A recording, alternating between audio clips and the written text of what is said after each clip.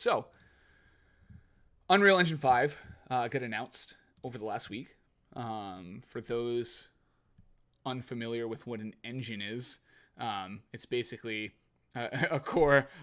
There are people listening, Ross. You're laughing, but there are people listening that are like, I don't understand why an engine is important. An engine does all of the really hard work for development teams, so they don't have to go down and baseline code like all the stuff. And Unreal has been one of the most popular engines on the market for a long time. A lot of games you've played were in Unreal Engine 4, so this is just the next step. Upgrading your engine is a ton of work, and that's why we don't see tons of engine upgrades, and that's also why you see studios who make their own engine brag every time, this is our new Frostbite 73 engine. You know, like, they brag about that because the amount of work that goes into it is a lot. And how these engines are built really determines the capabilities of the games you can make. We hear a lot of times that like XYZ company used this engine, and it's a super powerful engine, but the engine wasn't built with the type of game they were making in mind, and it took them a lot of time and effort, you know, to go in and build plugins into that engine and whatnot. So there's a very good example of that, and it's Rainbow Six Siege. Yeah. Running on Assassin's Creed engine. Exactly. So the engine is really important. And like I said, some studios will go and make it, but a lot of studios are using Unreal, right? They're licensing it, or they're using, a lot of studios are using some other engine and they're licensing it from another studio or company, right? Most studios aren't making their own one. And Unreal is one of the most popular. So the release of Unreal Engine 5 was a big deal because it's ostensibly going to be the benchmark for next generation engines, right? And again, because engines deal with things like physics, it's going to deal with things like how games can use ray tracing and lighting. It's going to deal with how they do particle effects.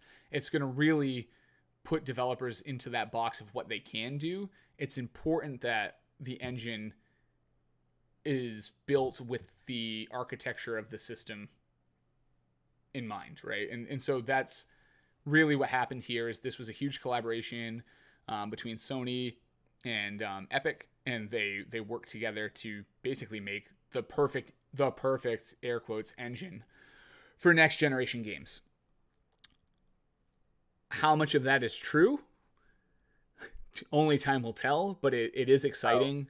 The perfect part. I was like, what do you mean whether or not they like work together? That's kind of like, you know, that they say.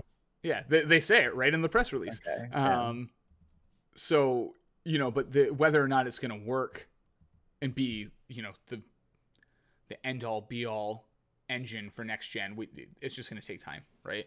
So it is really good that they worked directly with Sony to map the architecture. They did come out and say, like, look, this isn't a Sony only engine. It will work exactly the same on Xbox Series X, which is good because some people were worried. They were like, oh, they came out with a demo and they worked directly with Sony. This means Xbox is left in the dust. And it's like, no, I don't think Epic's going to limit their licensing capability. Jump at that as fast as they can, man. Everything is just always like, but what about Microsoft? This is bad for Microsoft. Microsoft's screwing it up again.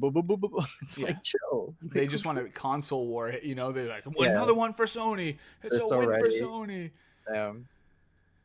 So it's a big deal, right? Like I said, we're getting our first real next-gen engine. Unreal Engine 4, as popular as it was, there were some problems with it, specifically around physics and how you had to kind of finagle the physics to work realistically that people had problems with. There's actually an entire thing, if you go to like the Unreal guide, it has a whole thing about like how to interact with their physics to make them work the way physics should work, which is kind of a weird thing. So, you know, hopefully they fix some of that. There's also a limitation on what you can do graphically and with some of those other things. So it'll be really cool. So then that's one piece, right? So there's not a lot to say about it. Like, it's going to be the bedrock for a lot of next-gen games. You're going to see Unreal 5 pop up as your game's loading consistently in this next generation.